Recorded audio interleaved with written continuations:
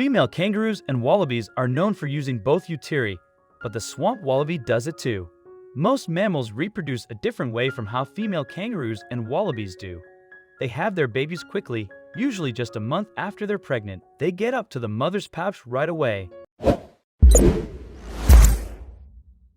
Once born, the joey spends around 9 months in their mother's pouch. It is the type of thing you have probably vaguely heard about on nature programs about Australia for years. Basically, there's more to the joy in her pouch than meets the eye. Almost all kangaroos and wallabies have 2 separate uteruses, and they usually controlled to have extra undeveloped embryos waiting in the wings, or rather in whichever uterus was unused in their most recent pregnancy.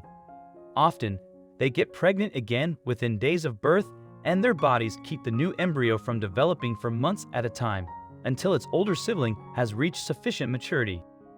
There may be good evolutionary reasons to have backup embryos available. In another species, the group has studied the Tamar wallaby. The backup's development is paused to allow its older sibling to grow. The restarting of the embryo's development is later triggered by changes in day length during the Australian summer. Previous research is found. As a result, the second joey, after it is born and has grown in the pouch, will be exiting the pouch around the time that spring grass is virgin, when there is plenty to eat. Australia is a place of wild extremes of climate and environment. It is boom or bust cycles here, famine or flood. The ability to control exactly how many offspring one has at a time and replace any loss to the elements very swiftly may be quite useful for kangaroos and wallabies. Probably the best known fact about kangaroos is that they carry their young in a pouch. A female kangaroo is pregnant for 21 to 38 days, and she can give birth to up to 4 offspring at one time, though this is unusual. Inside the pouch, the joey is protected and can feed by nursing from its mother's nipples. An eastern gray kangaroo has given birth to an albino baby after mating with a rooks who has the rare genetic mutation. The snow-white joey was born at Panorama Garden Estate on the Mornington Peninsula southeast of Melbourne at the end of August 2020. That little joey was a nice surprise when he popped his head out of the pouch. The rare animals are also more likely to be targeted by poachers. Anne-Marie Van Roo, the owner of the uncommon kangaroo family, said it wasn't difficult to spot the new addition to the sanctuary when he popped his head out of his mother's pouch. The mutation means that baby kangaroo looks nothing like its mother, who has dark gray and brown fur. Instead, the marsupial loses pigmentation to the hair, eyes, and skin, and is pure white.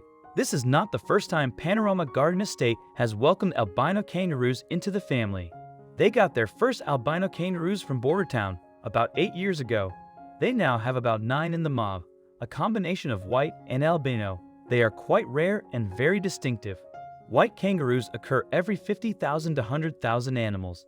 Before the 2019 to 2020 bushfire season, there were an estimated 50 million kangaroos in Australia.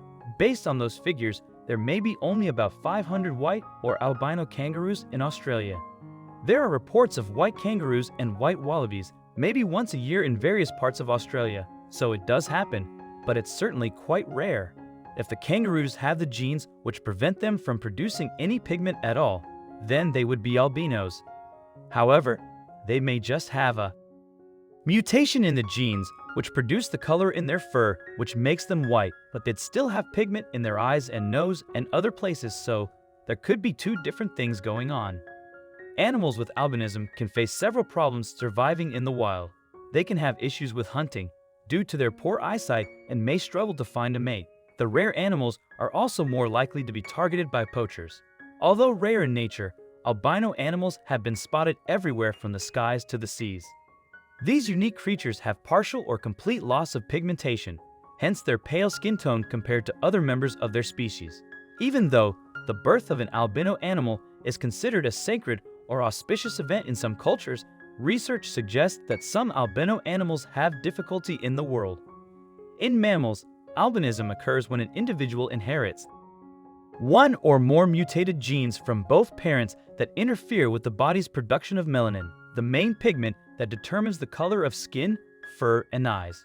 The production of melanin occurs within melanocytes, specialized cells that are present, but not fully functional, in albino mammals. Non-mammal animals can also be albino, but because they can produce other pigments in addition to melanin, they may not appear fully white. Even albino mammals can show some color if their melody-making genes haven't been totally damaged. It is important to note that not all white animals are albino. Some animals are simply light-skinned, or they might suffer from other conditions such as leucism and isobelanism.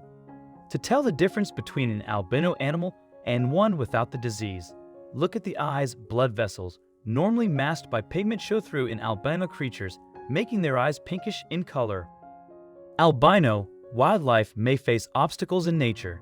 They often have poor eyesight, which puts them at a disadvantage when hunting for food and avoiding danger. In some cases, they have trouble finding a mate, and their inability to camouflage themselves make them vulnerable to predators. Take albino alligators, for instance, who make such an obvious target for predators that they're often eaten before they reach adulthood. Albino animals and other unusually pale wildlife are also more vulnerable to poachers looking to capitalize on booming demand for exotic pets or products derived from rare creatures. The threat to these animals is so real that a nonprofit bought an island off Indonesia just so that it could build a sanctuary there for an albino orangutan who will be protected by security guards non-stops when she moves there in June 2019. Many albino animals are also sent to zoos for protection. One of the most well-known albino zoo animals was Snowflake, a gorilla who featured in National Geographic magazine who died from skin cancer in 2003. Albinism, as another species, is rare in kangaroos, with about one being born in every 50,000 to 100,000 animals. Their conspicuous snow-white fur makes them especially vulnerable to predators, meaning few grow old in the world. Some albino creatures do find success in the wild. However, in only Illinois, USA, there's a thriving population of nearly 100 albino squirrels. The town is so proud of them that it encourages residents to feed them and has passed laws to protect them from being hit by vehicles.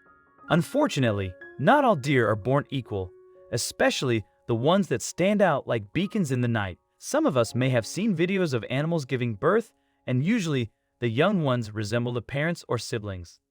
Once a doe gets pregnant, she will give birth after 180 to 200 days. It all depends on the species, but the white-tailed deer are pregnant for 201 days on average. At first, the doe would give birth to one fawn. After the doe's first birth, she would begin giving birth to 2, sometimes 3 or 4 fawns in subsequent years. In the Shadow Valley Deer Farm, a pair of twin thorns were born, and only one resembled their mother, an albino deer named Lucy. The amazing scene of Lucy giving birth was captured on video. Although the filmmaker missed the first one, a healthy brown fawn that we normally see. Lucy was seen licking her first fawn clean when the video began.